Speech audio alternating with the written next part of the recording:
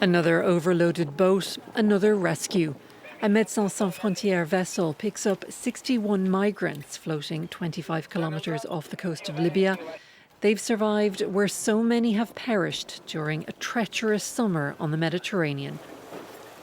The UN Children's Agency says that in 3 months, almost 1,000 people died or went missing in the attempt to make the crossing from North Africa to Europe. This summer, we saw a tripling number of children and adults dying on the central Mediterranean Sea migration route compared to the last summer. The Mediterranean has become a cemetery for children and for their future. UNICEF blames the high toll on political choices and what it calls a defective migration system. But the sheer numbers are overwhelming. So far this year, more than 180,000 people arrived in southern Europe by sea. 130,000 of those landed in Italy, and 70% of those came to the tiny island of Lampedusa.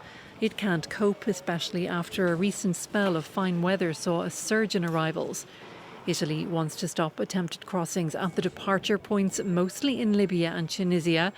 But while the boats keep coming, the UN's refugee agency says states should be stepping up their rescue efforts. Saving lives at sea and providing humanitarian assistance is one of the most basic obligations of humanity, and those performing rescue operations or helping in good faith should not be penalized for doing so. There are disputes over whether NGOs should be involved in search and rescue at all. Germany is funding those efforts, while Italy has prosecuted the organisations.